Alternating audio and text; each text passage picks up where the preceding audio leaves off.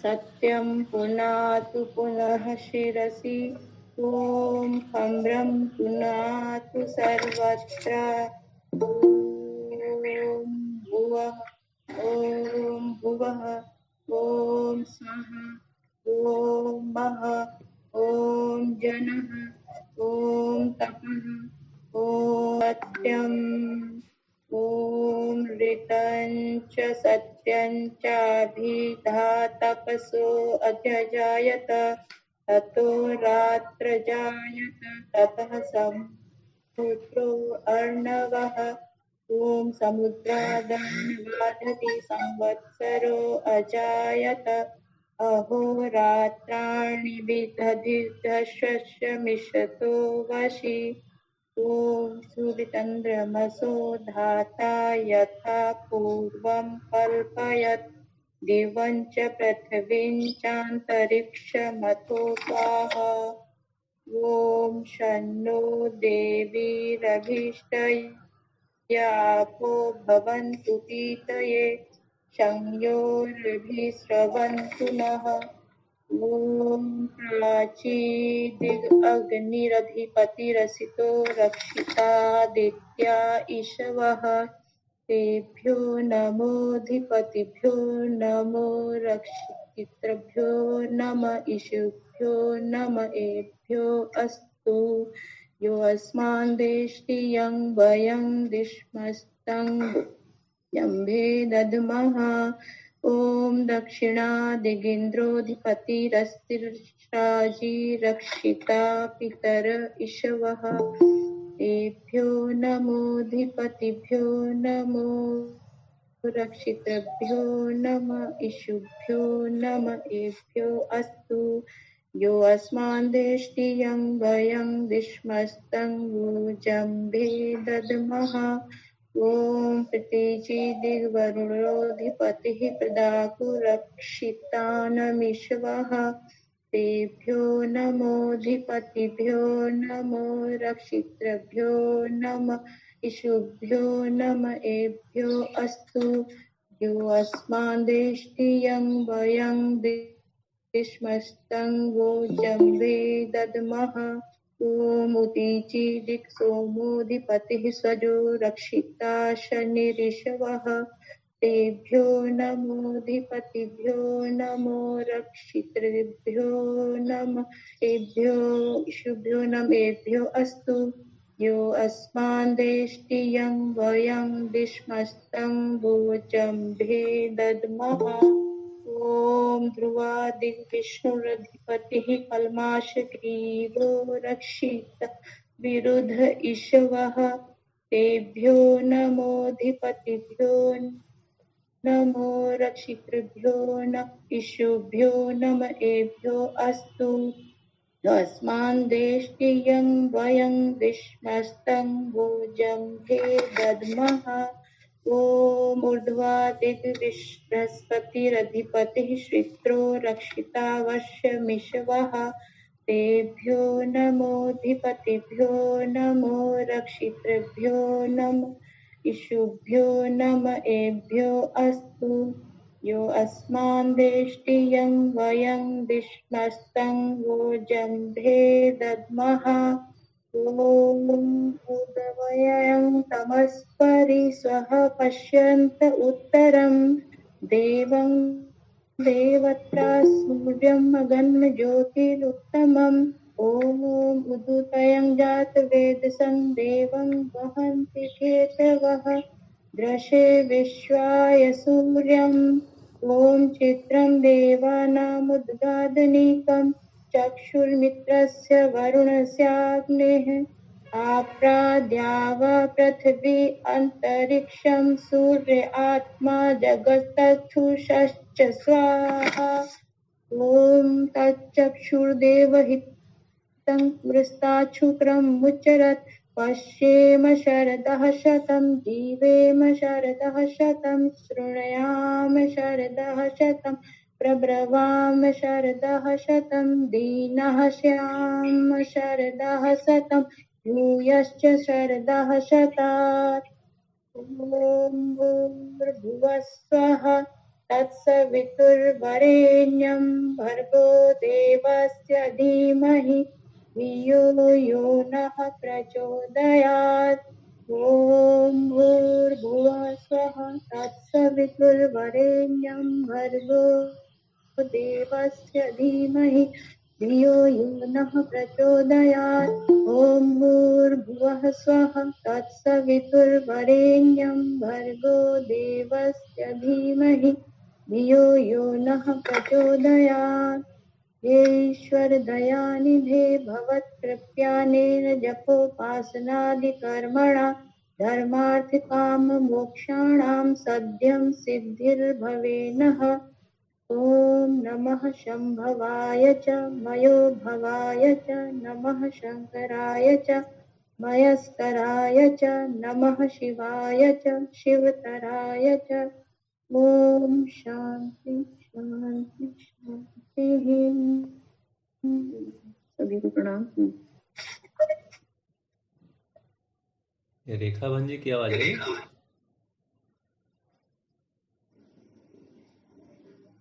आपको अपनी लग रही है क्या? नहीं लग रहा, उनकी बेटी बोल रही। उनकी नहीं लग रही। मेरी बेटी नहीं है, मेरे बेटे ही हैं। कल बैठाएगा उन लोगों को, किसी को भी। कल की कक्षा बच्चों के लिए चलेगी।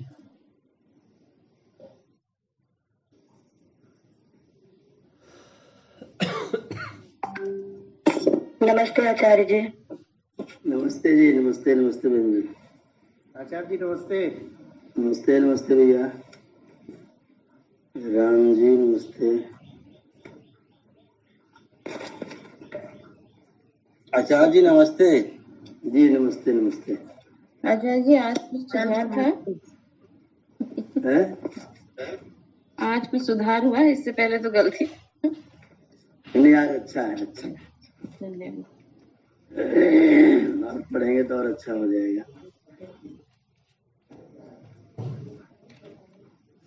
आपका गला बच्चों वाला हो गया।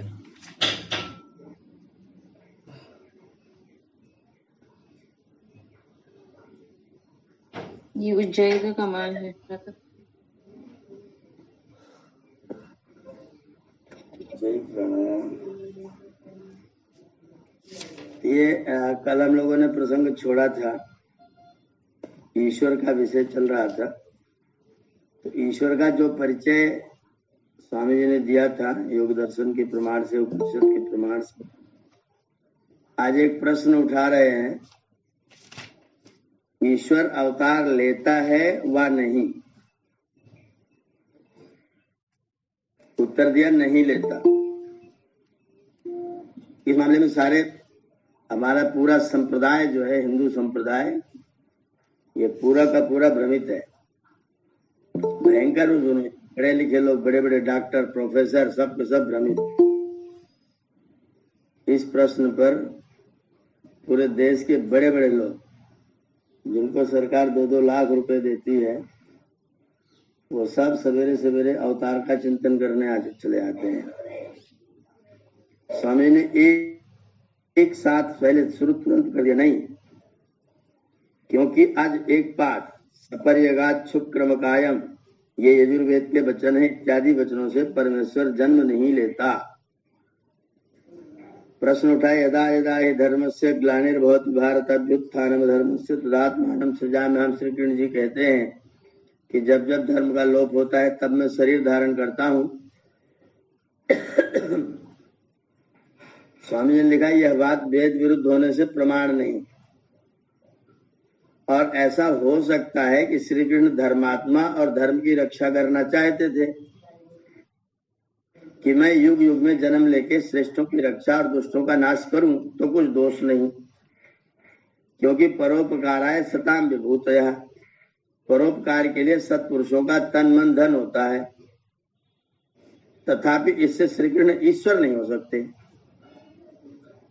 तो श्री कृष्ण अपने लिए कह रहे हैं कि मैं तदात्मानं सृजाम्यहम्, तब तब मेरा अपना सृजन करता हूं और मैं आता हूं शरीर को लेकर के, और फिर संसार में धर्म की रक्षा करता हूं। तो श्री कृष्ण का अपना वचन तो ठीक है, पर परमेश्वर ने कहा, ये कह दिया, ये वचन ठीक नहीं है। प्रश्न किया जो ऐसा है तो संसार में 24 ईश्वर के अवतार होते हैं और इनको अवतार क्यों मानते हैं? तो क्यों मानते हैं का उत्तर है वेदार्थ के न जानने, पहला कारण। दूसरा कारण है संप्रदायी लोगों के बहकाने। तीसरा कारण अपने आप अविद्वान होने से, वेदार्थ को जानते नहीं, किसी ने बहका रखा है और खुद अविद्वान भी है। अविद्वान होने से भ्रम जाल में फंस के ऐसी ऐसी अप्रामाणिक बातें करते और मानते हैं। जो ईश्वर अवतार न लेवे तो कंस रावण आदि दुष्टों का नाश कैसे हो सके? तो उत्तर दिया प्रथम जो जन्मा है वो अवश्य मृत्यु को प्राप्त होता है। जो ईश्वर अवतार शरीर धारण किए बिना जगत की उत्पत्ति स्थिति प्रलय करता है, उसके सामने कंस और रावण आदि एक कीड़ी के समान भी नहीं है। वह सर्वव्यापक होने से कंस रावण आदि के शरीरों में भी परिपूर्ण हो रहा है। जब चाहे उसी समय मर्मत छेदन कर नाश कर सकता है।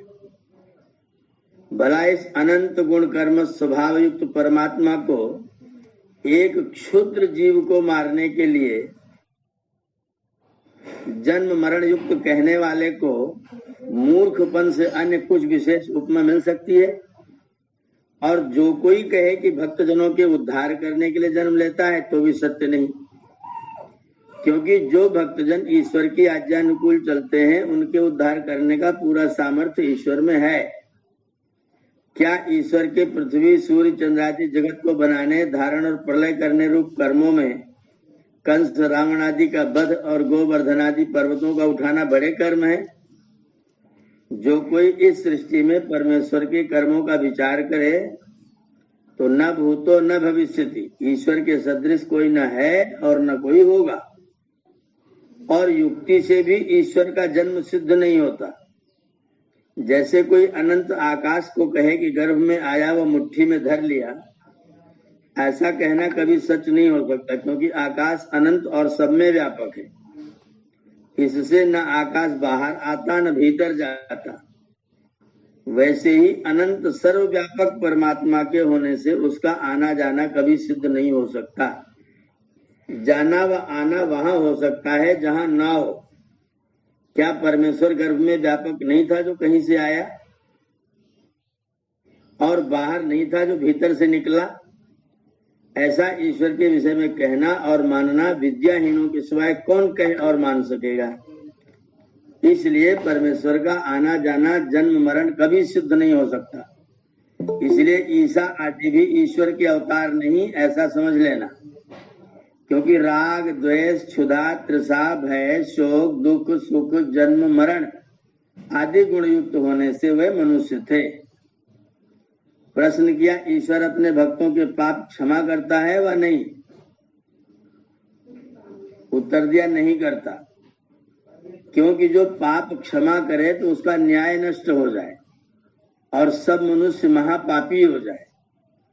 क्योंकि क्षमा की बात सुन ही के उनको पाप करने में निर्भयता और उत्साह हो जाए। जैसे राजा अपराध को क्षमा कर दे तो वह उत्साह पूर्वक अधिक बड़े बड़े पाप करे, क्योंकि राजा अपना अपराध क्षमा कर देगा और उनको भी भरोसा हो जाए कि राजा से हम हाथ जोड़ने आदि चेष्टा कर अपने अपराध छुड़ा लेंगे। और जो अपराध नहीं करते वह भी अपराध करने से न डर कर पाप करने में प्रवृत्त हो जाएंगे। इसलिए सब कर्मों का फल यथावत देना ही ईश्वर का काम है, क्षमा करना नहीं। प्रश्न किया जीव स्वतंत्र है व परतंत्र है? तो उत्तर दिया अपने कर्तव्य कर्मों में स्वतंत्र और ईश्वर की व्यवस्था में परतंत्र है। स्वतंत्रता कर्ता या पाणिनीय व्याकरण का सूत्र है। जो स्वतंत्र अर्थात स्वाधीन है वही करता है। प्रश्न किया स्वतंत्र किसको कहते हैं? उत्तर दिया जिसके अधीन शरीर प्राण इंद्रिय और अंतःकरण आदि हो। जो स्वतंत्र ना हो तो उसको पाप पुण्य का फल प्राप्त कभी नहीं हो सकता। क्योंकि जैसे भृत्य स्वामी और सेनाध्यक्ष की आज्ञा अथवा प्रेरणा से युद्ध में अनेक पुरुषों को मार के अपराधी नहीं होते, वैसे परमेश्वर की प्रेरणा और अधीनता से काम सिद्ध हो तो जीव को पाप व पुण्य न लगे। उस फल का भागी प्रेरणा करने वाला ईश्वर ही हो जाए। स्वर्ग नरक अर्थात सुख दुख की प्राप्ति भी परमेश्वर को ही होगी। जैसे किसी मनुष्य ने शस्त्र विशेष से किसी को मार डाला तो वही मारने वाला पकड़ा जाता है और वही दंड पाता है, शस्त्र नहीं।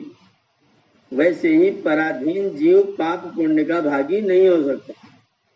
इसलिए अपने सामर्थ्यानुकूल कर्म करने में जीव स्वतंत्र, परंतु जब वह पाप कर चुकता है तब ईश्वर की व्यवस्था में पराधीन होकर पाप के फल भोगता है। इसलिए कर्म करने में जीव स्वतंत्र और पाप के दुख रूप फल भोगने में परतंत्र होता है। जो परमेश्वर जीव को न बनाता और सामर्थ्य न देता तो जीव कुछ भी न कर सकता। इसलिए परमेश्वर की प्रेरणा ही से जीव कर्म करता है। ये बात सब लोग कल चर्चा कर रहे थे।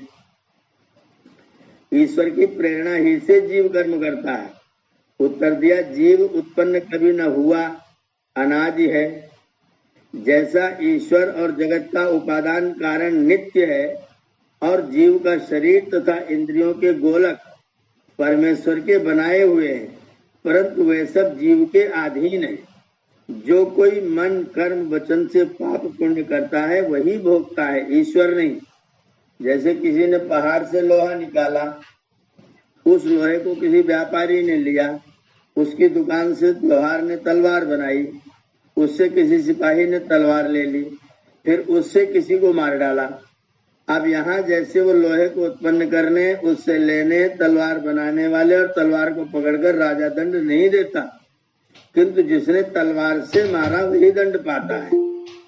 इसी प्रकार शरीर आदि की उत्पत्ति करने वाला परमेश्वर उसके कर्मों का भोक्ता नहीं होता, किंतु जीव को भुगाने वाला होता है। जो परमेश्वर कर्म कराता होता तो कोई जीव पाप नहीं करता, क्योंकि परमेश्वर पवित्र और धार्मिक होने से किसी जीव को पाप करने में प्रेरणा नहीं करता। इसलिए जीव अपने काम करने में स्वतंत्र है। जैसे जीव अपने कामों के करने में स्वतंत्र है, वैसे ही परमेश्वर भी अपने कामों के करने में स्वतंत्र है। जीव और ईश्वर का स्वरूप, गुण, कर्म और स्वभाव कैसा है?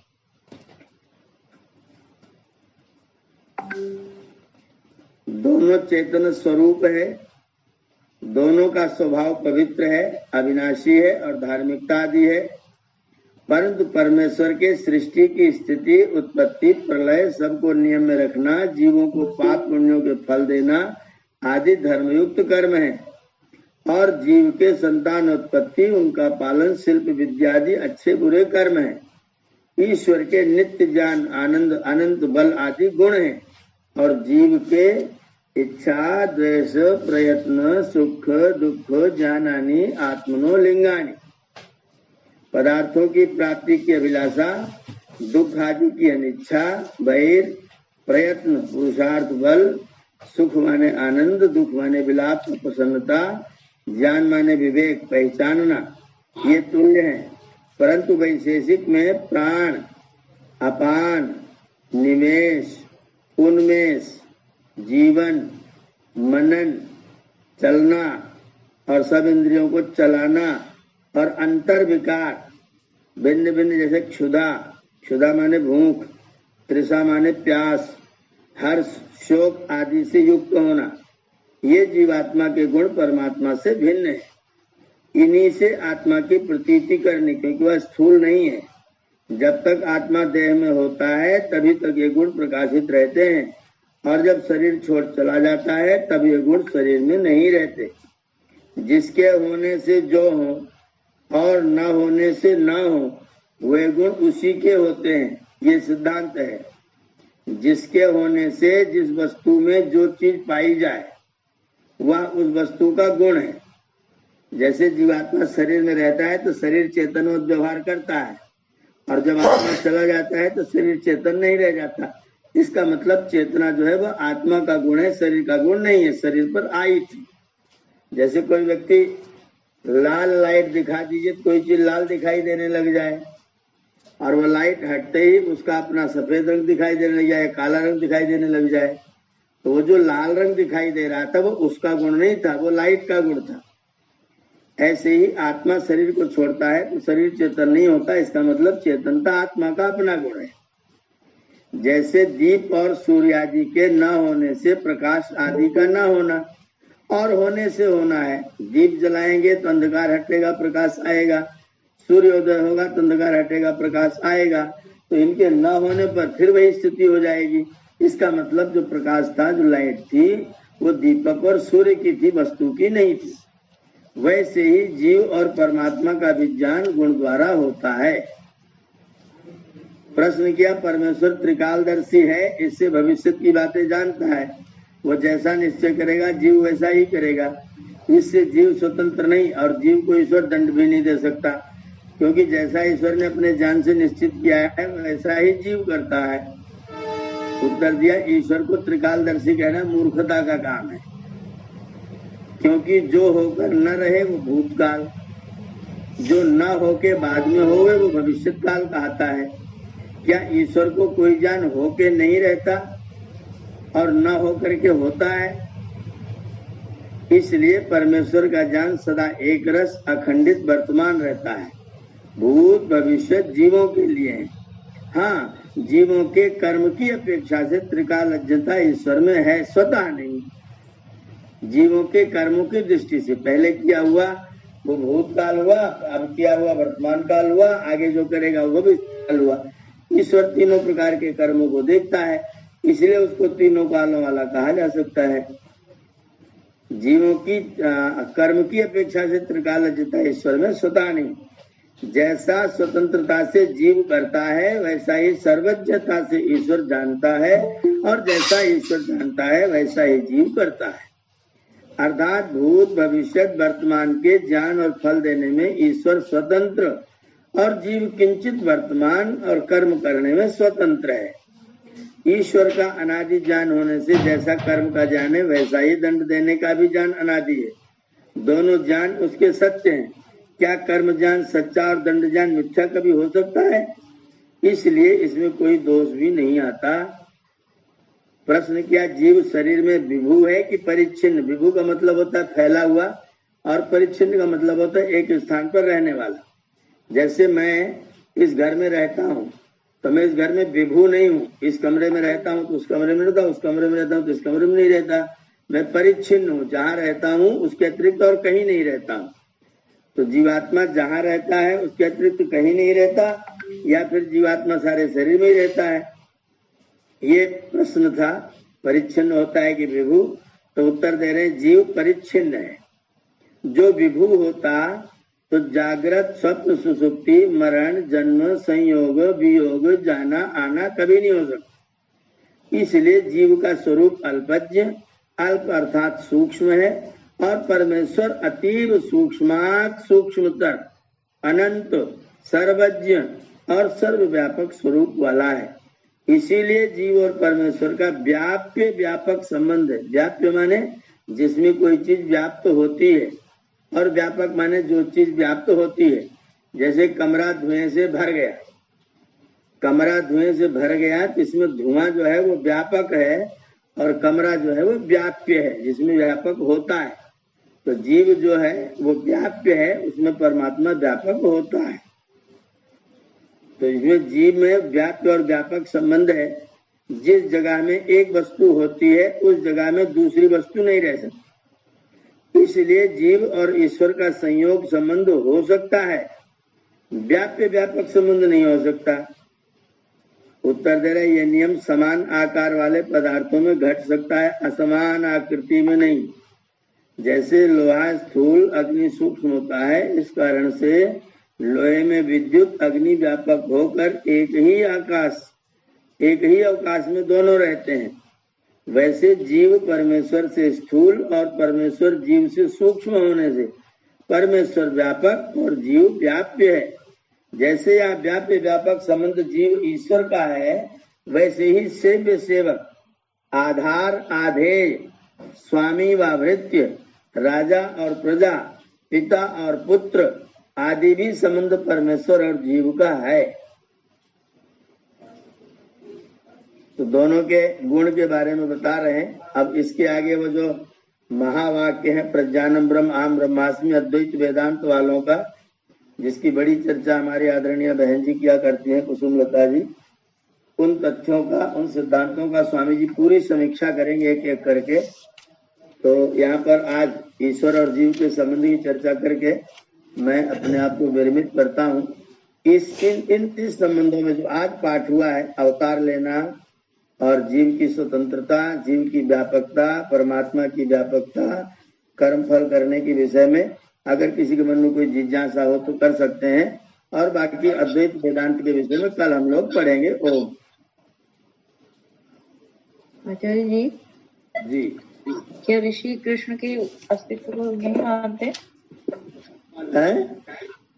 ऋषि जैसे कह रहे हैं कृष्ण ने जो दोहा कहा था कि मैं जब यदा यदा ही धर्मस्य, तो उन्होंने इसका खंडन कराया ना। जी तो जी। ये तो कृष्ण को नहीं मानते हैं क्या ऋषि? नहीं, अस्तित्व का खंडन करना और उनकी बात का खंडन करना दोनों अलग अलग चीज है ना।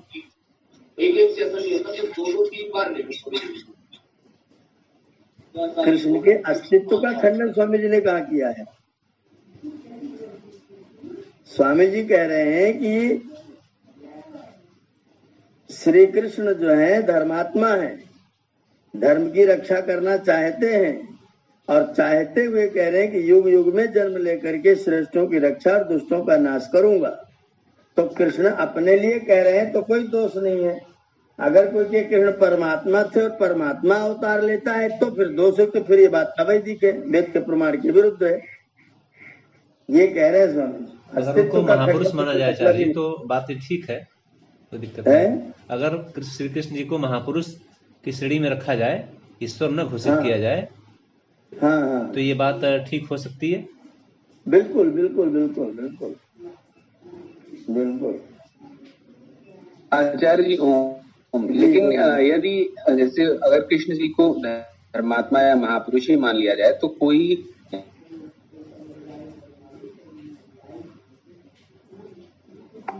आवाज कट गई आपकी। ये बात किस तरीके से अपने मुंह से निकाल सकता है? फिर से बोलिए, प्रश्न छूट गया। मैं ये कह रहा हूँ कि कोई ऐसे कैसे कह सकता है? आपका माइक बंद हो गया है।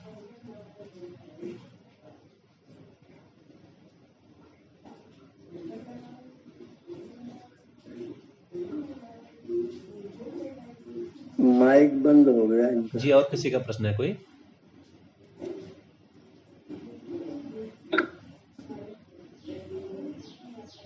आचार्य जी, एक चीज और पूछ रही थी मैं, जैसे ये जो ईसा मसीह थे, ये स्वामी जी के उसके बाद है स्वामी जी? बहुत बाद में हुए, बहुत बाद में। अच्छा। ईसा मसीह को 2021 साल हो गया ना।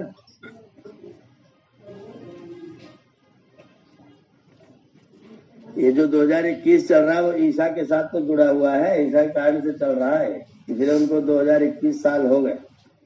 उनके जन्म के नाम से रखा गया है जी। ये प्रश्न लिख रहे हैं आचार्य कि कोई व्यक्ति यदि केवल धर्मात्मा, एक मिनट, नहीं उन्होंने, मैं पढ़ लिया मैंने। अगर कोई व्यक्ति धर्मात्मा और महापुरुष है तो अपनी इच्छा क्यों नहीं करेगा कि जो लिखा है ना हमारे क्रांतिकारियों ने कि जब जब मेरा जन्म हो तब तक मातृभूमि की रक्षा करूं। हाँ, तो कह ही सकते हैं ना, कोई दिक्कत नहीं। तो कृष्ण भगवान कह रहे हैं मैं जब जब जन्म धारण करूं, जब जब अधर्म बढ़े तब मैं धर्म की रक्षा करने के लिए मैं आता रहूं, मैं अपना शरीर धारण करता रहूं। क्या ये वाकई प्रार्थना है या एक वाक्य है कि मैं ऐसा करूंगा? मैं ऐसा करूंगा ऐसी कोई गारंटी इसमें तो करूंगा तो कोई शब्द ही नहीं, तो करोमी है। करोमी तो वर्तमान काल की क्रिया है ना। करता हूँ आ रहा है आचार्य। हाँ, भविष्य काल का नहीं है, ये तो करोमी है। करो मैंने करता हूँ। जब जब धर्म की अवगति होती है, धर्म नीचे गिरता है, तब मैं धर्म की रक्षा करूं या मैं धर्म की रक्षा करता हूं। लेकिन आचार्य ये बात भी सही नहीं हो सकती है कि वो कौन सी? ये कि वो जब जब धर्म का हानि होगा तब तक मैं जन्म लूंगा, मान लो ईश्वर नहीं है पर महापुरुष के रूप में ही अगर कहें तो ये बात हाँ। सही थोड़ी है कि वो ऐसा कह सकते हैं कि मैं जब जब ऐसा होगा तो मैं करूंगा ऐसा। नहीं, मैं करूंगा तो उन्होंने कहा ही नहीं। पहली बात तो करो में है, वहां पर क्रिया मान वर्तमान लीजिए काल की है। करता हूँ अगर ही है। दूसरी बात है वो अपनी इच्छा, अगर स्वामी जी ने लिखा यदि वो अपनी इच्छा व्यक्त कर रहे हैं कि जब जब धर्म का लोप हो तब मैं आकर के धर्म की रक्षा करूं, अगर ऐसी इच्छा व्यक्त करते तो उनका कथन ठीक है, अन्यथा ये श्लोक गलत है, ये प्रमाण के योग्य नहीं है। आचार्य जी जी, गीता में भगवान श्री कृष्ण ने कहा कि मयि कर्माणि सर्वाणि संन्यास अध्यात्म चेतसा,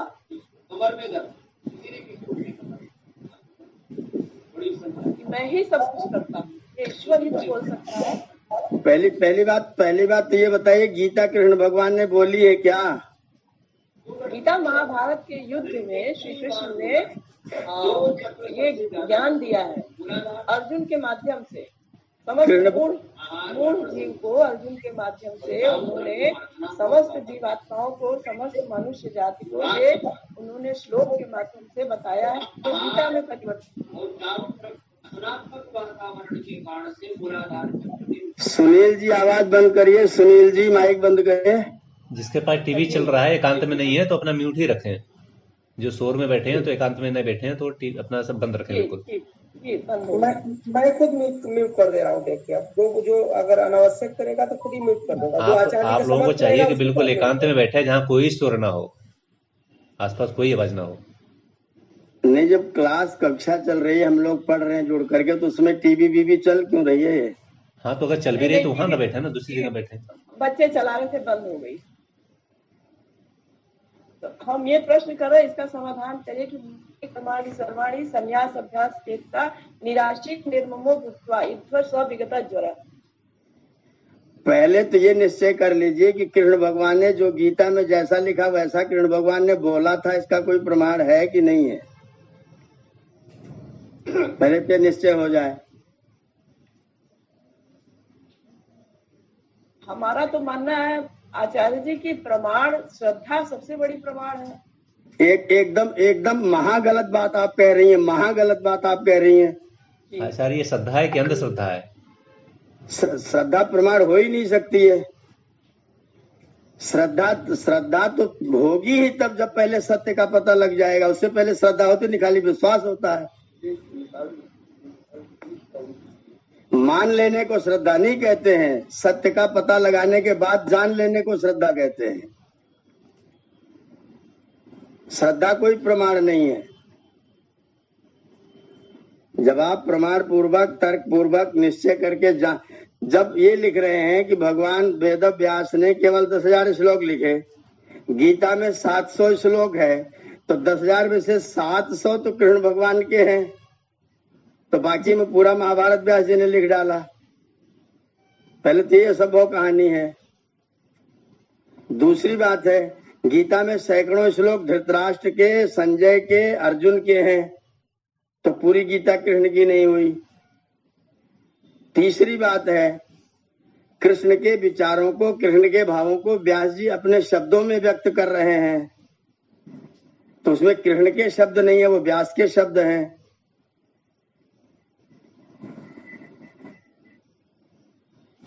इसलिए गीता में जैसा लिखा है वही प्रमाण है, ऐसा कहना ही उचित नहीं है। आचार्य, रामचरितमानस और गीता दोनों अगर कोई गुरु, अगर कोई, जैसे मान लीजिए मेरे पास मेरा विद्यार्थी कोई पढ़ रहा है और मैंने अपने विद्यार्थियों को कहा कि तुम अपने सारे विचार सब खत्म करके मेरे में अपना ध्यान लगा करके तुम चुपचाप अपना पढ़ाई करो, तो कृष्ण भगवान अर्जुन के गुरु बन के कह रहे हैं कि मेरे ऊपर आश्रित करके मेरी बात को ध्यान से सुन करके तुम अपना काम करो। तो इसमें कोई कठिनाई नहीं है, कह रहे हैं गुरु जी है वो। पर गुरु जी हो गए तो परमात्मा भी हो गए, ये जो चादर उड़ाई जा रही है गड़बड़ है। कृष्ण भगवान गुरु के रूप में, शिक्षक के रूप में अर्जुन को समझा रहे हैं, कह रहे मेरे में विचार करो, मेरी बात को ध्यान सुनो, मेरे में मन एकाग्र करो, मैं जो कर रहा हूँ उसको ध्यान से सुनो। गुरु जी हैं, कह रहे हैं, कोई कठिनाई नहीं है। कई जगह जैसे मना भव मद भक्तो मध्याजिमाम नमस्कुरु, कई जगह उन्होंने अर्जुन को यही बात कहा है। तो ठीक है ना, जी। अगर मैं अपने विद्यार्थी को समझा रहा हूँ तो मैं क्या कहूँ, मन मना भाव, जैसा मेरा मन उसे तेरा मन भी हो, मेरे मन के अनुकूल बन तू। और फिर कहते हैं मामे वेश्यसि सत्यम ते, तो सत्य ईश्वर है, ऐसा आपसे हम इसीलिए संशय दूर कर रहे हैं। ये आपका आरोपण है। अच्छा, ये हमारा आरोपण है कि सत्य ही ईश्वर है, इसलिए कृष्ण भगवान सत्य ईश्वर ही है। जो बातें कृष्ण ने कही हैं वो गुरु भी यही बात अपने शिष्य को कहता है कि मेरी बात ध्यान से सुन, मेरी शरण में रहे, मेरे में अपना मन एकाग्र कर, मेरी बात में एकाग्र सुन, जो मैं कहूँ वही तू कर। यही कृष्ण भगवान अर्जुन करे, जो मैं कहूँ वही तू कर।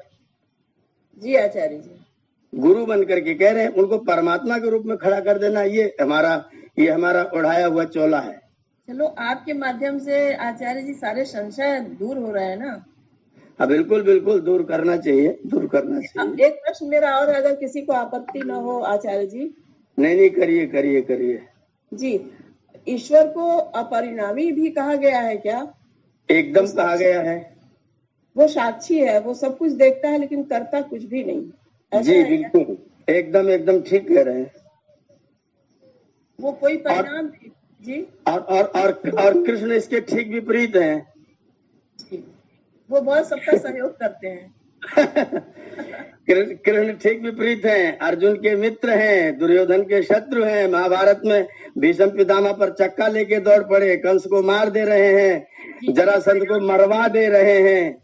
तो अब देखिए संशय मिटा रहे हैं ना आचार्य जी, तो इसलिए प्रश्न तर्क नहीं है, ये तर्क है। तर्कों के माध्यम से सही वस्तु निकलती है।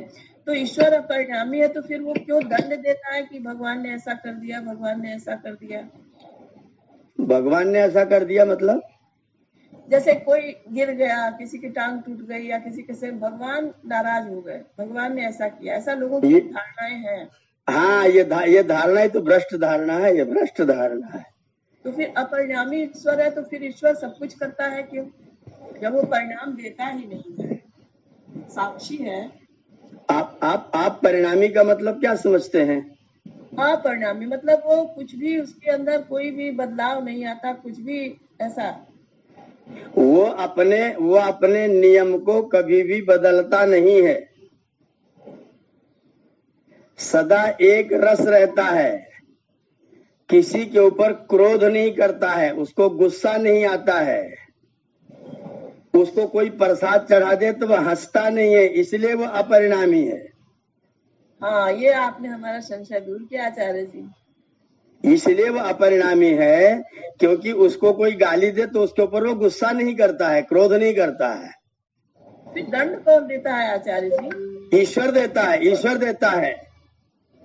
लेकिन ईश्वर जो जीव जैसा कर्म करेगा उसको वैसा फल देगा, इसमें वो ये उसका नियम है, इस नियम को कभी नहीं बदलेगा, इसलिए अपरिणामी है। आचार्य जी आवाज क्या आया? अज एक बात सफर जी क्रम कायम। जी आज एक बात। हाँ, आज आ माने नहीं, जा माने पैदा होने वाला, यह आज माने ना पैदा होने और ना जन्म लेने वाला। एक बात, जो जन्म ले लिया वो ईश्वर हो नहीं सकता। ये आज का अर्थ हुआ।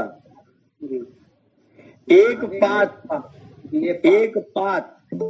पात का मतलब होता है पैर। एक माने एक, जैसे आप कहते हैं एक पैर पर खड़े रहना, इसका मतलब क्या है? हमेशा जो है कार्य करने के लिए तैयार रहना है, करते रहना, ये हाँ, तत्परता, अपने कर्तव्य में सदैव तत्पर रहना। तो परमात्मा अपने कर्तव्य में सदैव तत्पर है, एक बात है वो,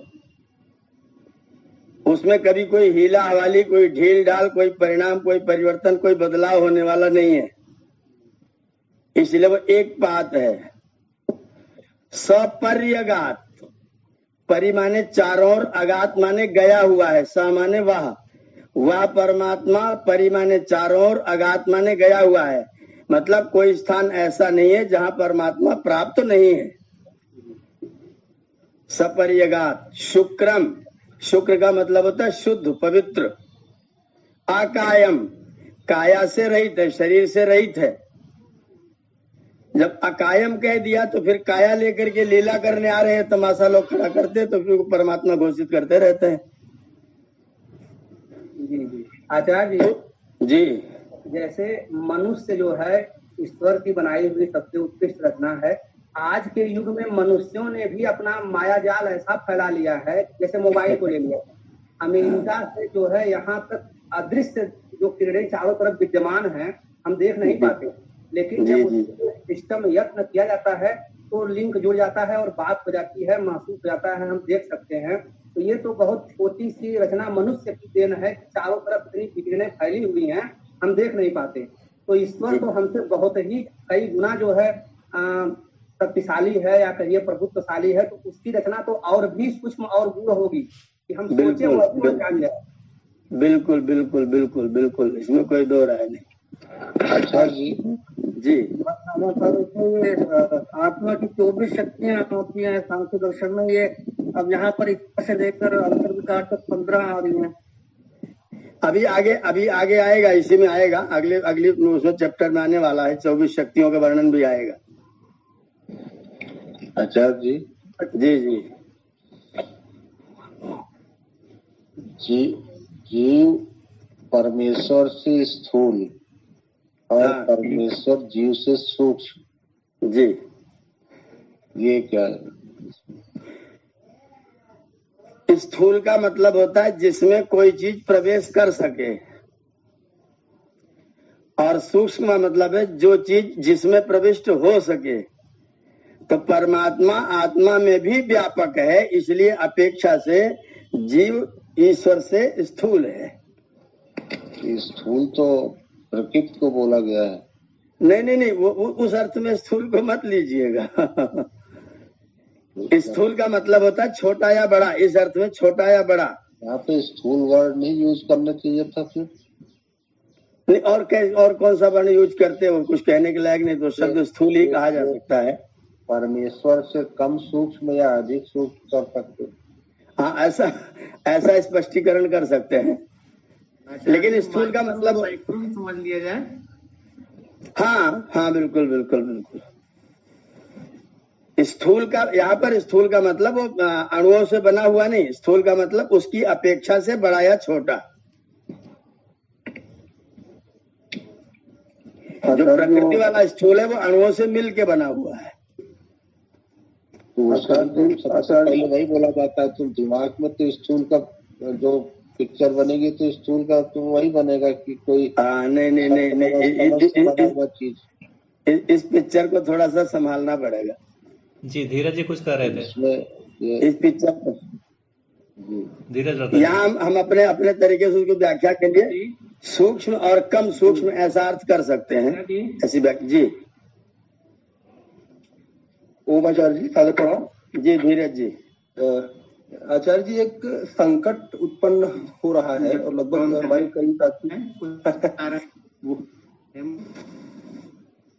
वो ये आचार्य जी कि अभी जब से हम लोग आपसे जुड़े हैं जी, राम मंदिर हमको अपने भगवान या आराध्य का मंदिर नहीं बल्कि एक पर्यटन स्थल जैसा लग रहा है। तभी हनुमान जी का व्रत मंगलवार लोग रहते थे तो उस पे भी अब विंध्याचल लोग जाते थे, तो वो देवी का मंदिर जो भी चीजें हो रही जैसे लग रहा है पर्यटन स्थल विकसित हो रहा है, कोई अपने आराध्य देवता का कुछ ऐसा कुछ नहीं समझ में आ रहा। अभी लगे हाथ ये सावन में रुद्राभिषेक का कार्यक्रम पंडित जी लोग करते थे, हमारे भी घर होता था, तो इस बार हमने नहीं कराया, रोक दिया। और जहां जहां से निमंत्रण आ रहा है तो वहां जाने की इच्छा नहीं हो रही है। तो कुल मिला के आचार्य जी ये तो चीजें जो समझ में आ रही हैं, तो ये सब चीजें तो नहीं करने की इच्छा हो रही। तो अभी ये हो रहा है कि घर वाले कह रहे हैं कि अब आप लोग, मतलब मुझे व्यक्तिगत तौर पे, कि अब आप जो है भटक रहे हैं ये सब मूर्ति की तरफ से, जैसे थोड़ा सा, तो करें क्या कि जिससे लगे कि हाँ कुछ पुण्य हम भी कमा रहे हैं। उसके लिए पहले तो दैनिक अग्निहोत्र करें जी, ठीक है ना। दैनिक अग्निहोत्र किया जाए, देखिए कि हाँ ये ज्यादा हमसे कर रहे हैं, रोज करते हैं, सुबह शाम करते हैं, दूसरा, कभी वर्ष में कभी ऐसे करके एक वेद पारायण यज्ञ किया जाए, पूरे वेद के एक कोई से वेद के पूरे मंत्रों को पढ़ करके घृत और साकल्य से आहुतियां दी जाएं। तो उसमें 2-2, 3-3 घंटे का कार्यक्रम सुबह शाम चलता है और उसमें लोगों को समझाया बताया भी जाता है भगवान क्या कह रहे हैं और ईश्वर की वास्तविक आज्ञा क्या है। तो लोगों को पता चलेगा कि ये तो इनसे तो हमारा अच्छा है। 2 कर्म किए जाएं तो लोगों को लगेगा कि नहीं इनका ठीक है, हम लोग कहीं कहीं कुछ गड़बड़ी कर रहे थे। दूसरी बात, राम मंदिर के विषय की बात है तो राम मंदिर तो थोड़ा सा राष्ट्र की अस्मिता के साथ में जुड़ गया था। वहां तो विवाद जो था वो मजहब वाला, संप्रदाय वाला, फिर धीरे धीरे करके वो राष्ट्र तक पहुंच रहा था।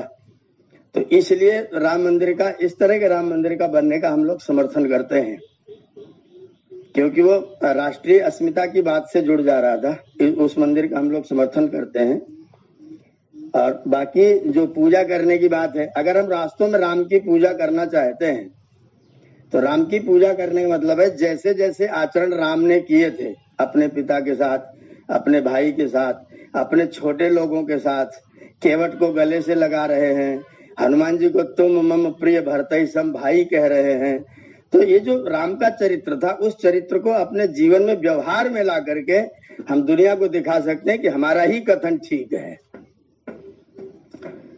तुम्हारा कथन, तुम मूर्ति की पूजा करते हो, भगवान का भजन करते हो और भगवान के पुत्रों को नीच जाति के उनका तिरस्कार करते हो, उनको भड़काते रहते हो, उन्हें दुरियाते रहते हो, उन्हें छोटा भी मान रहे हो और भगवान का भजन भी कर रहे हो।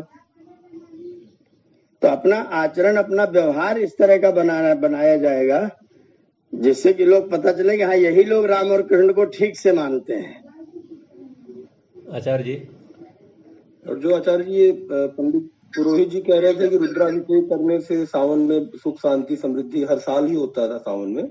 पंडित जी को ये पूछा जाए कि क्या आप रुद्र का अभिषेक कर सकते हैं? एक प्रश्न क्वेश्चन के सामने लगाइए, क्या आप रुद्र का अभिषेक कर सकते हैं? तो वो तुरंत लेकर के वो शिवलिंग का अभिषेक कर रहे हैं कि रुद्र का अभिषेक कर रहे हैं? वही पार्थिव शिवलिंग का करते हैं बस। तो रुद्र कहाँ है? रुद्र दिखा, रुद्र का प्रकट कर दो, रुद्र का अभिषेक हम तुरंत करने को तैयार हैं। आचार्य जी, हम लोग जो संध्या करते हैं ये रुद्राभिषेक है क्या? जो संध्या हम लोग करते हैं जी, इसको रुद्राभिषेक के रूप में देख सकते हैं। हम लोग इसमें वही मंत्र तो पढ़ रहे हैं, नमः संभवाय च मयो भवाय च, वही मंत्र वो पढ़ करके उसमें दूध धारा डालते रहते हैं। रुद्राभिषेक का जो सही स्वरूप है, ये जो संध्या की जा रही है ये है, ऐसा है क्या?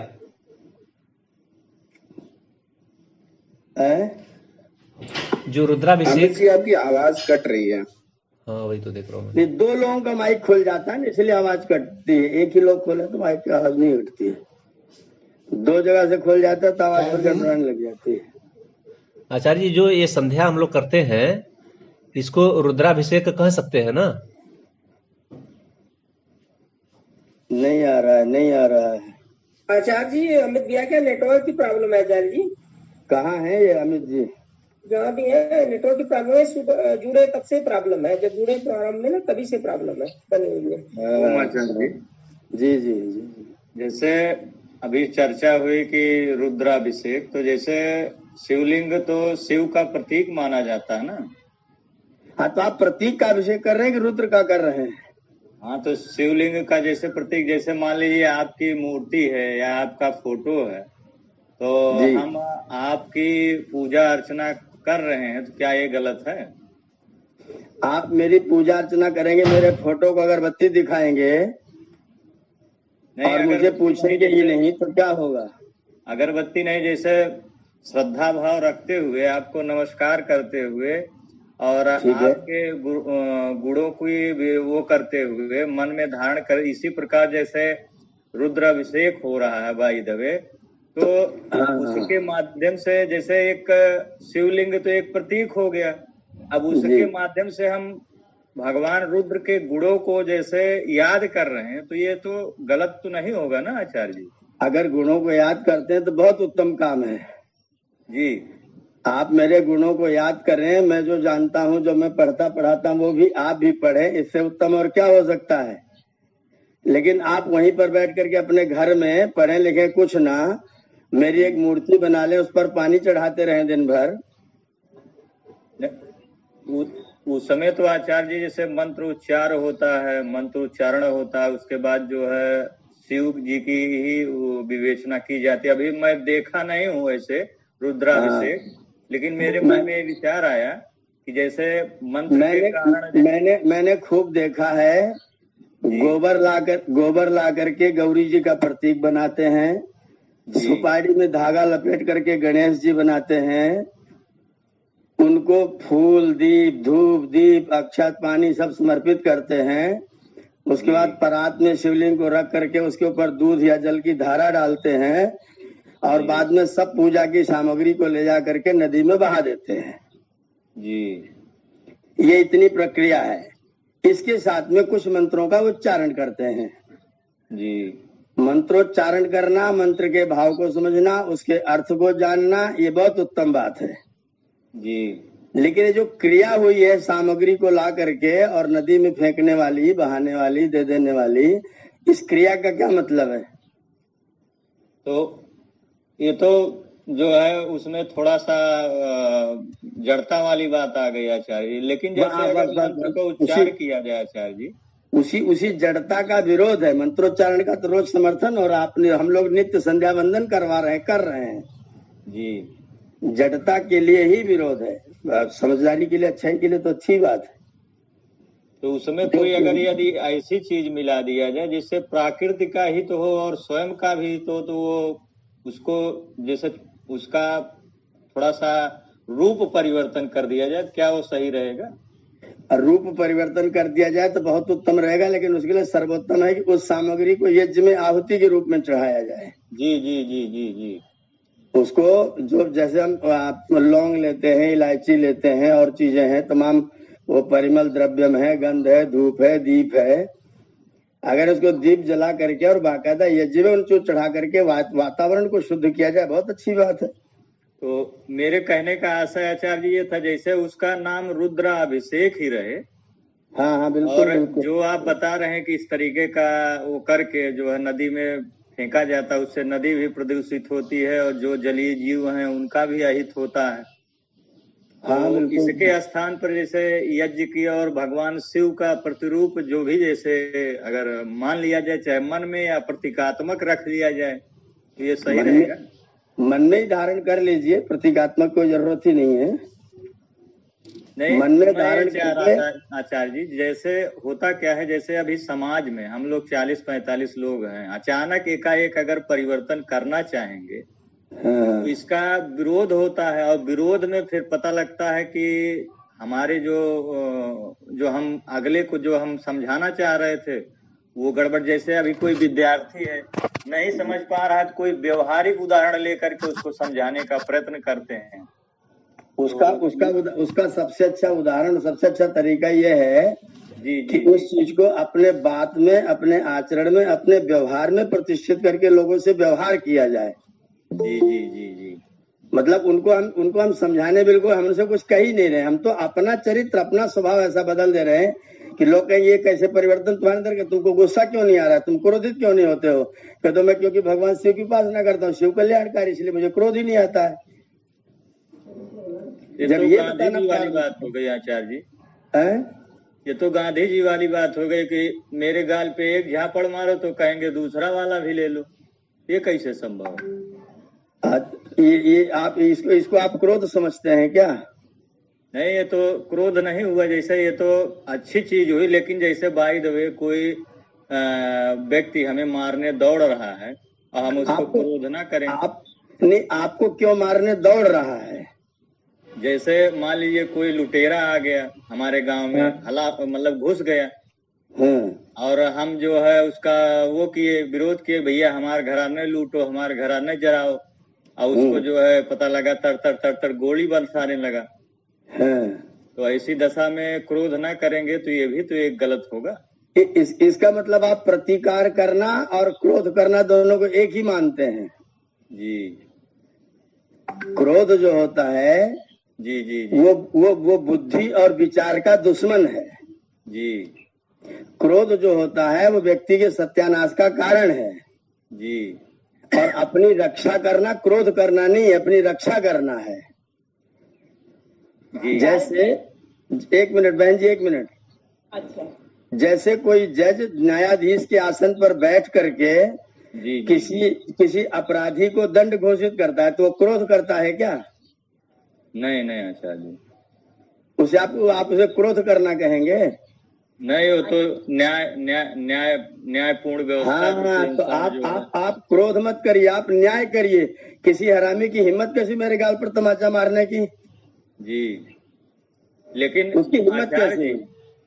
लेकिन आचार्य जी वो प्रतिरक्षण में भाव भंगिमा बदल जाती है, थोड़ा सा शरीर में उष्मा भी आ जाती है, एकदम आवेश भी आ जाता है। जैसे ऐसी बात होती है, जैसे बाई दबे हम खेत में है, कोई बगल वाला हमारा मेड़वे काट ले रहा है, तो ऐसी दशा में तो पता लगा इतनी मारपीट हो जाती है कि उसी में पता लगा कि जेल तक या हत्या या हिंसा भी हो जाती है।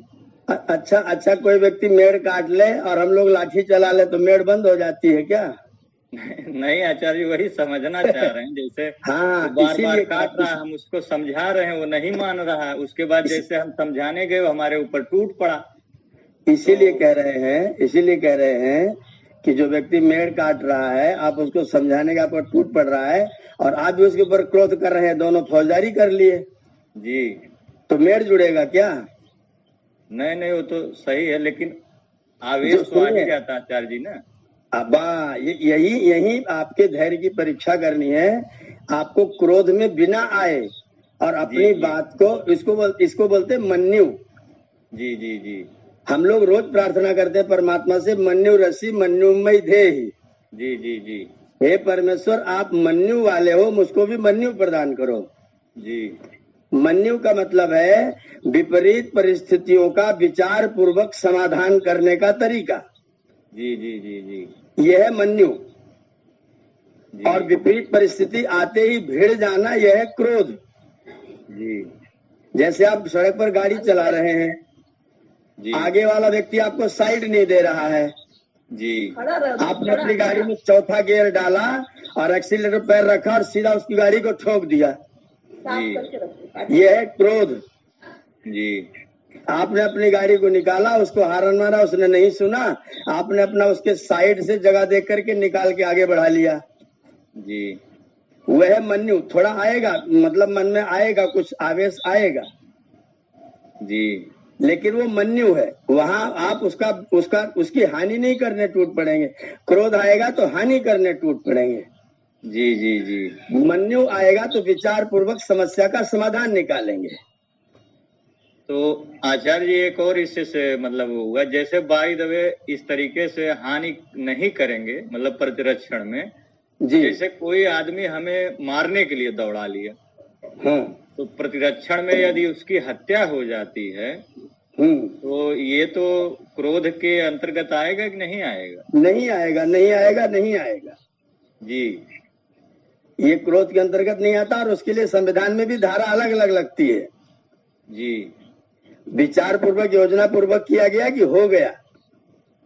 अब अचानक कोई चीज आचार्य जी जैसे हो गया, अगला आदमी मान लीजिए वो पूरा मतलब वो रणनीति तैयार करके हमारे घर पे आया और पता लगा पटकी पटका शुरू हो गया, जो है अगले के वही में हमारे हाथ से गोली चल गई तो वो मर गया, तो 302 तो लगेगा ही।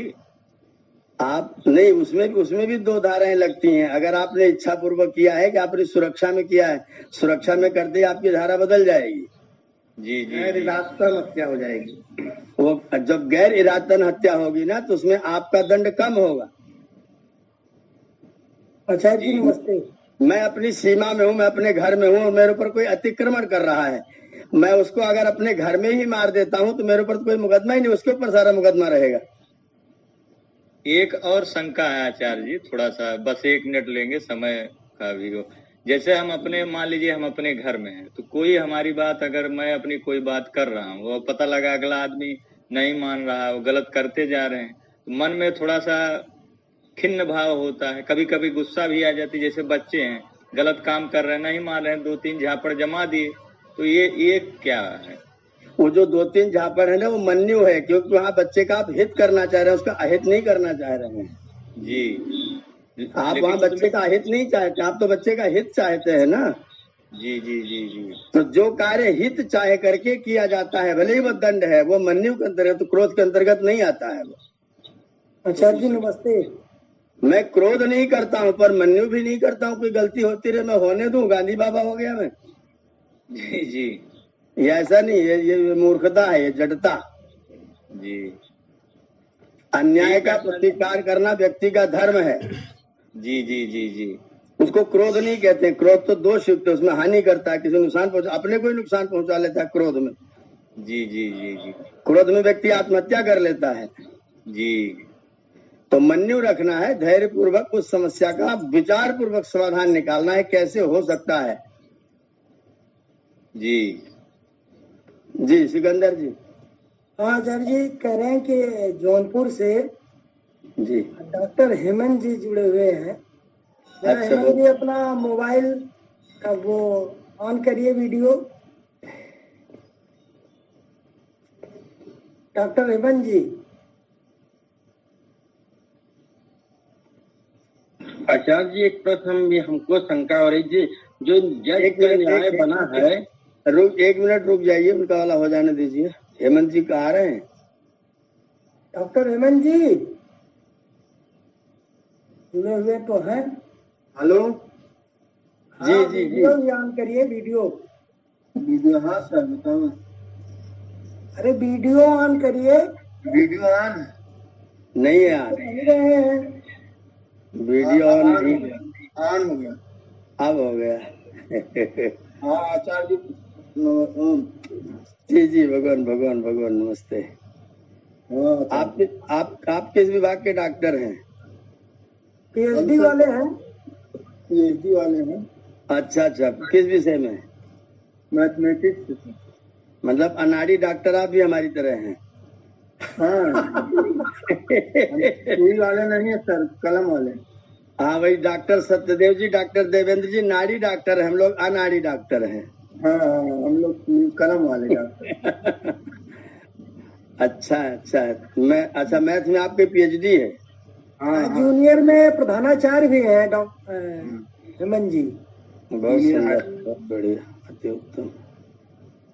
आचार्य जी वही जो विचार विमर्श चल रहा था, तो उसमें हम भी एक प्रश्न पूछना चाह रहे थे। जी बिल्कुल बिल्कुल रखें, बिल्कुल रखें। जैसे अभी आप एक मैडम कह रही थी कि जैसे ईश्वर, जैसे आदमी कोई काम करता है तो ये ईश्वर उसको कराता नहीं है, वो अपने पाप को ईश्वर पाप देता है।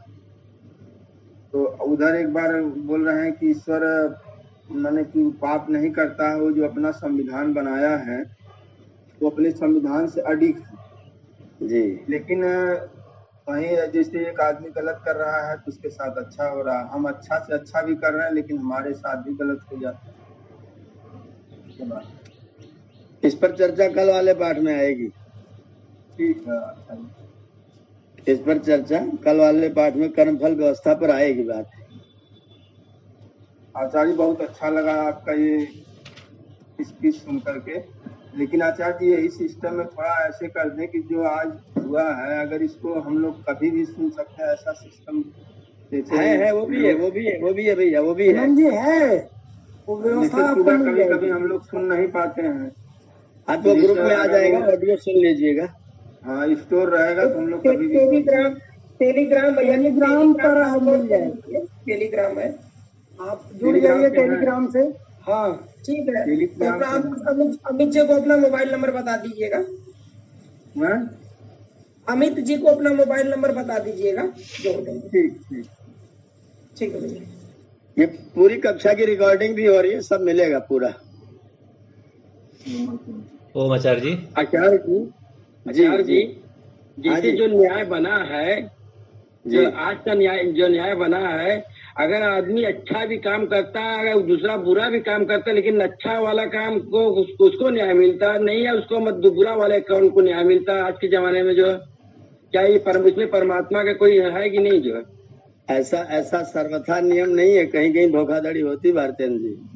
अरे जैसे हमारे बगल में ऐसे हुआ था, वो दूसरा विरोध कब्जा जबरदस्ती कर लिया, उसके बाद पैसा दे के मतलब न्यायालय में उसका भी पास पूरा हो गया जो है। तो उसमें ईश्वर का कुछ नहीं, उसमें ईश्वर जो है ना उसको न्यायाधीश को भी दंड देगा, करने वाले वकील को भी दंड देगा, ये सब दंडित होंगे। ये सब दंड के पात्र बने जो लोग न्याय को दूषित कर रहे हैं। दरोगा पुलिस आया, उसको 2-4 डंडा मारा, उसको जेल में भी बंद कर दिया, उसके बाद भी सही आदमी को मतलब जो होता है परमात्मा उसको मतलब देगा दंड जो है। बिल्कुल बिल्कुल, ये जितने लोग उसमें सम्मिलित हैं सब दंड के पात्र बनेंगे। क्या आचार्य जी उसको जो दंड मिला, जिसके साथ अन्याय हुआ, क्या उसके भी कर्मों का कुछ मामला हो सकता है? बिल्कुल हो सकता है, और उसके कर्म का भी कुछ मामला हो सकता है। रही बात दूसरी, जो क्रोध की बात हुई है, जो क्रोध में बता रहे थे आप, क्रोध में सबसे पहला नुकसान अपने शरीर का शुरू होता है। हाँ जी जी जी जी। क्रोध करने वाले का सबसे पहले ही नुकसान शुरू हो जाता है। जैसे ही क्रोध आता है वैसे उसके शरीर में नुकसान शुरू हो जाता है। वो तो भूकंप जहाँ से उठेगा वहीं ज्यादा नुकसान करेगा ना जी। क्रोध हानिकारक है, मन्यु लाभकारक है। आचार्य जी, गीता में श्री कृष्ण जी ने कहा है, क्रोधा भवति सम्मोहा, सम्मोहा स्मृति भ्रंश, स्मृति भ्रंशात् बुद्धिनाशो, बुद्धिनाशः प्रणश्यति। हाँ। ओम आचार्य जी, मेरी आवाज आ रही है क्या?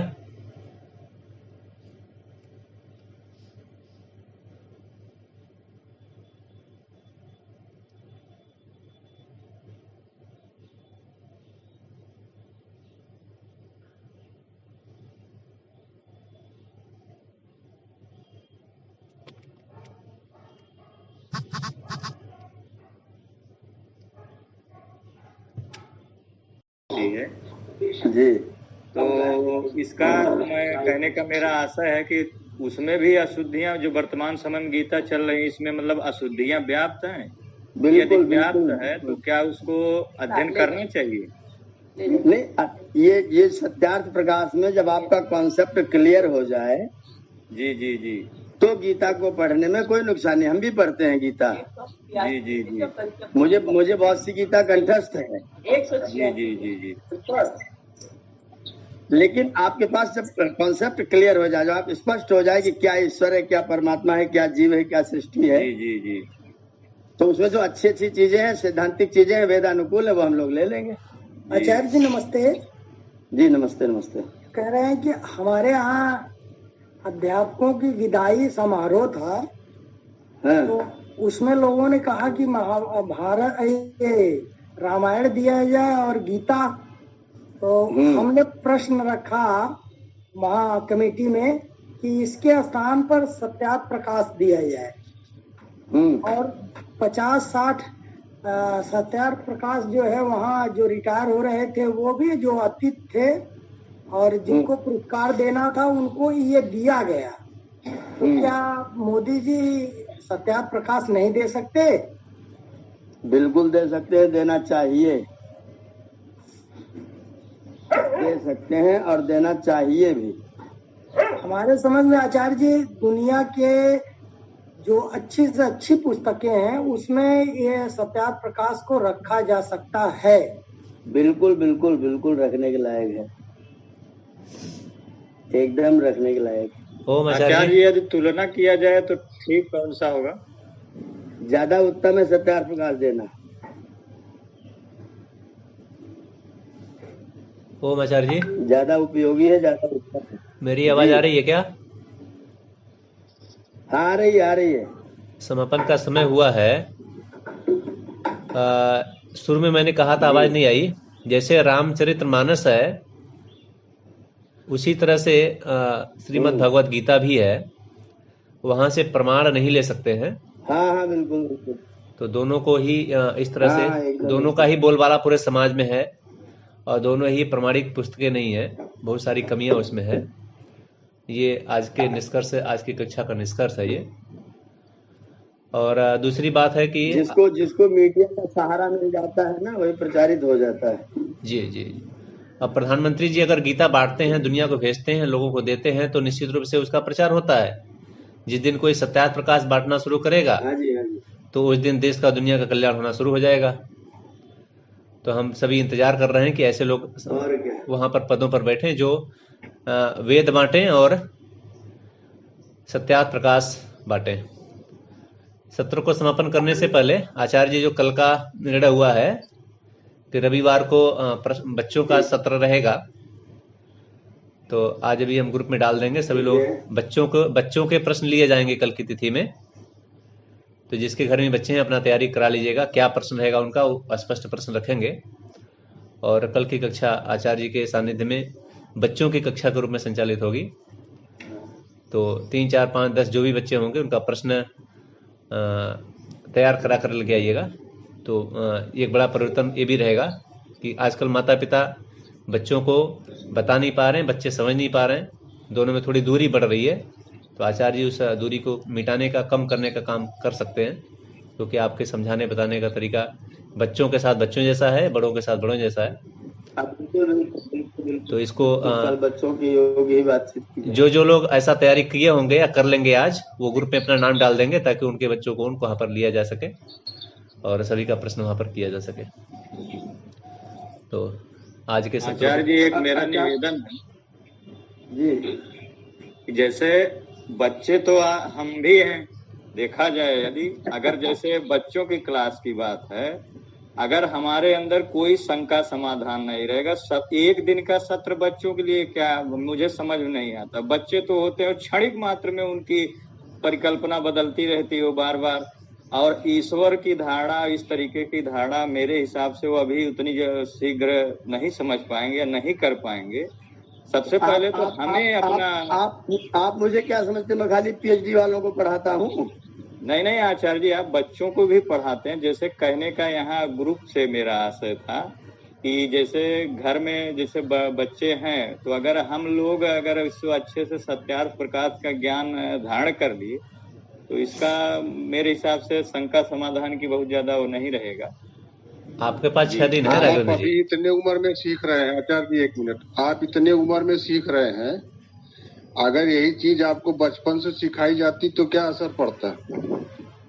जी डॉक्टर साहब जी, सच है, लेकिन आज के मैकाले शिक्षा पद्धति में इतना मैकाले को ही खत्म करने के लिए व्यवस्था बनाई जा रही है ना, तो अभी से अगर उसमें बीज पड़ेगा तो राजेंद्र जी नहीं दोष नहीं दे रहे हैं। जैसे आपके घर में आज की देखा जाए तो आज ऑनलाइन प्रशिक्षण चल रहा है, जैसे मान रहे हैं 2, 4, 6 लोग। कहने का तात्पर्य मेरा ये नहीं था कि ना किया जाए, कहने का आशय मेरा था कि जैसे हम लोग 45 लोग यदि पारंगत हो जाते हैं, सबसे ज्यादा अगर समय हम लोग उसमें 2, 4 लोग जुड़ पाएंगे। इसमें क्या है, अगर हम अपने में पारंगत हो जाए तो 10 लोग को, जैसे आचार्य जी राघवेंद्र जी 6 दिन आपके पास है। बच्चों को भी पढ़ा रहे हैं। राघवेंद्र जी आपके पास 6 दिन है। बच्चों के कभी कल्याण होने वाला नहीं है समाज का। खेत बनाने दीजिए, पहले खेत तो तैयार होने दीजिए। वही मैं कहना चाह रहा हूँ। खेत तैयार होने की उम्र आपकी, हमारी उम्र, हम इस उम्र में जाके खेत तैयार कर रहे हैं, वो बहुत पहले ही खेत तैयार करेंगे तो उसमें ज्यादा उपजाऊ होगी। 1 दिन के लिए दिया जा रहा है तो 1 दिन पढ़ेंगे, उसको 1 हफ्ते तक मनन करेंगे, फिर विचार करेंगे, फिर जो जुड़ेंगे वो अपने संकल्प से जुड़ेंगे और अपने ढंग से प्रश्न करेंगे। बच्चों को भी तो सुनिए, हम अपने बच्चों को समय दे नहीं पाते 1 घंटा 2 घंटा से ज्यादा। डॉक्टर साहब शांति पाठ करवाइए। आचार्य जी, जैसे हमको मतलब सामग्री में क्या क्या डालना चाहिए, जो 15 तारीख को मेरी यहाँ है कार्यक्रम जो है, बाद में सामग्री में क्या क्या डालना, भारतन जी बाद में। मैं 8 को आ रहा हूँ, 8 दिन आपको सामग्री ही लिखाऊंगा। ठीक है ठीक है जी। शांति पाठ के लिए रेखा जी है क्या?